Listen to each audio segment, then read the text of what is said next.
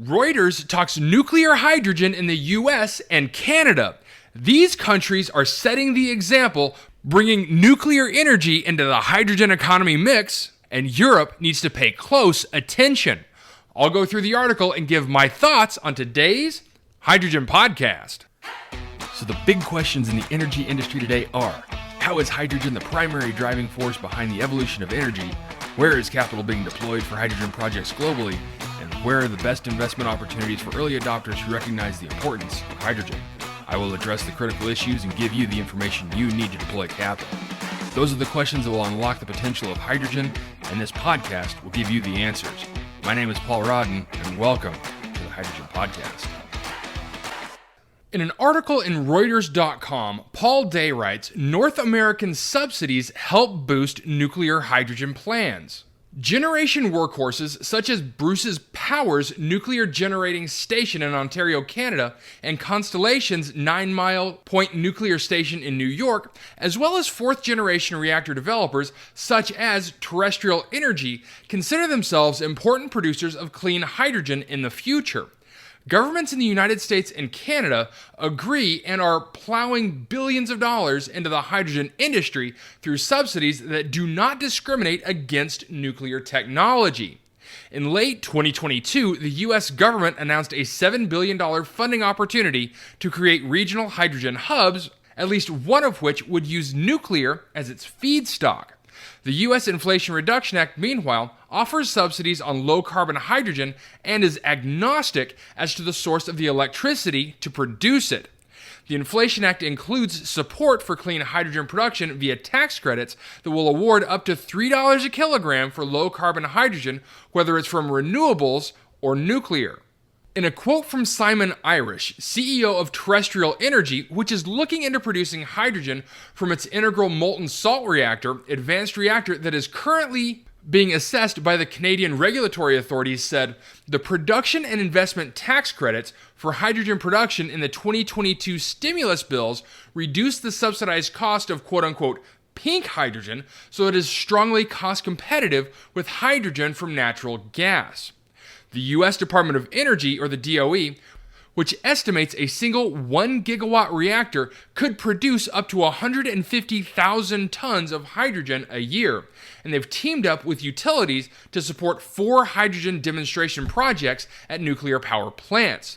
These include projects at 9 Mile Point Nuclear Power Station in New York with Constellation Energy, the Davis-Besse Nuclear Power Station in Ohio with Energy Harbor, as well as the Prairie Island Nuclear Generating Plant in Minnesota with Bloom Energy and Xcel Energy, and the Palo Verde Generating Station in Arizona with Arizona Public Service and PNW Hydrogen.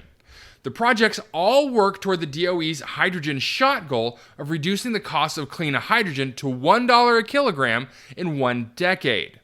In Canada, where around 15% of the country's electricity is from nuclear power, the government introduced a new 15% refundable investment tax credit for clean electricity in its 2023 budget that can be applied to all sizes of nuclear power, including SMRs, large builds, and new refurbishment projects.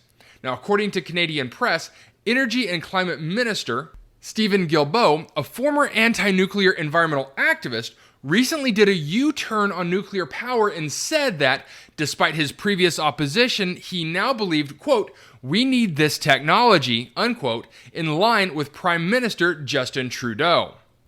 Hydrogen production is most efficient at high temperatures, and thermal energy from nuclear reactors means high-temperature steam electrolysis, which is 20 to 40% more efficient than conventional electrolysis, can be deployed, according to Terrestrial Energy.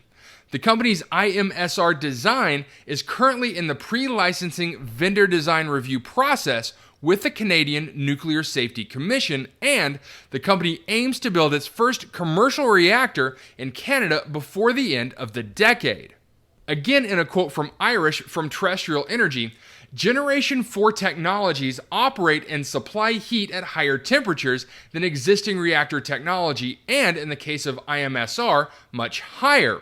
High temperature operation is essential for low-cost clean hydrogen.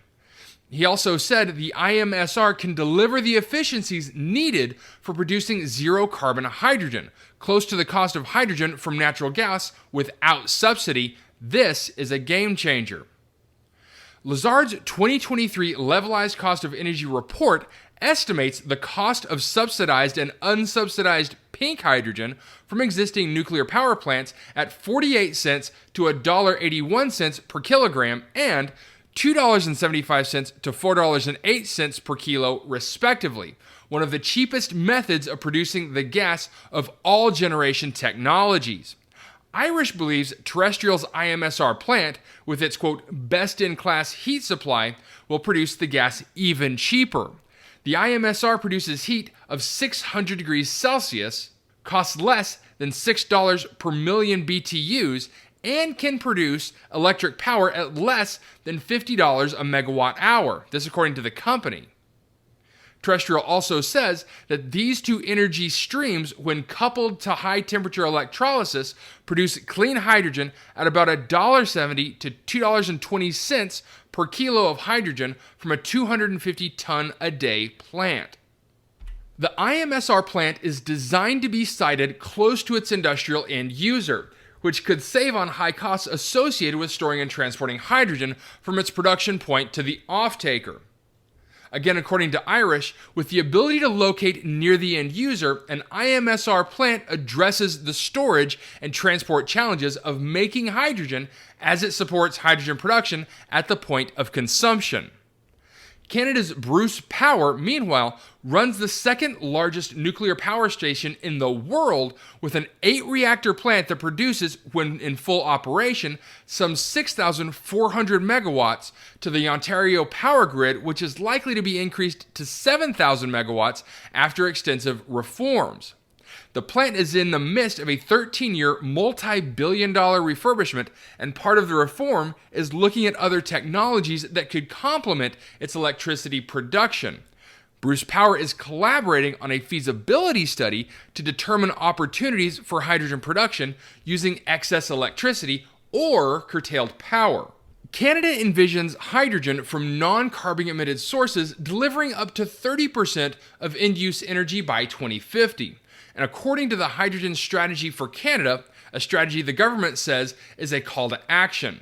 And in a quote to Reuters Events, James Skongak, who is Bruce Power's Executive Vice President and Operational Services and Chief Development Officer, said, "We need every clean energy tool in the toolbox. We look at pump storage, net zero technologies, we look at hydrogen. And we say those are all technologies that are complementary with this foundation we're building and growing." Okay, I'm going to be honest. I think this is a beautiful article and something that the world needs to pay attention to, especially world powers that have access to nuclear generation for energy. And I've said many times on this show that the coupling of nuclear energy and hydrogen is about as close to perfect as you can get for electrolysis-derived hydrogen. Because the thing is, nuclear power has become so safe, efficient, and reliable that the thought of coupling an electrolyzer to that excess capacity makes nothing but perfect sense. And this also means potentially a constant supply of energy for electrolysis versus renewables, which is intermittent. Now, obviously, the regulatory roadblocks around nuclear energy are some of the greatest in the world, and of course that varies country to country, but it still is to get federal approval on development and construction of nuclear plants. One of the other things that I like about this article is how it talks about the US and Canada aren't really looking at technologies or colors and not discriminating against one technology or another. Now, usually that argument applies to electrolysis from renewables versus blue or hydrocarbon-derived hydrogen. But I've said it before, and I want to say it again because I think it's extremely important. Nuclear should be playing a very important role in the hydrogen economy. Now, of the projects that were mentioned in this article, the one that I'm most familiar with is the Prairie Island Nuclear Generating Plant in Minnesota. Now, that is with Bloom Energy and Xcel Energy. Now, hopefully that continues moving forward because I really do want to see the results from Bloom Energy and how those electrolyzers are working feeding off the energy from that nuclear power plant. And hopefully, they won't be too shy announcing some of the economics around their findings. And this is also a shout out across the pond to Europe, or to at least the countries that have nuclear facilities. Pay close attention to what's going on in the US and Canada. This is something you should be taking advantage of. All right, that's it for me, everyone. If you have a second, I would really appreciate it if you could leave a good review on whatever platform it is that you listen to. Apple Podcasts, Spotify, Google, YouTube, whatever it is, that would be a tremendous help to the show. And as always, if you ever have any feedback, you're welcome to email me directly at info@thehydrogenpodcast.com. And as always, take care, stay safe. I'll talk to you later. Hey, this is Paul. I hope you liked this podcast. If you did and want to hear more, I'd appreciate it if you would either subscribe to this channel on YouTube or connect with your favorite platform through my website at www.thehydrogenpodcast.com. Thanks for listening. I very much appreciate it. Have a great day.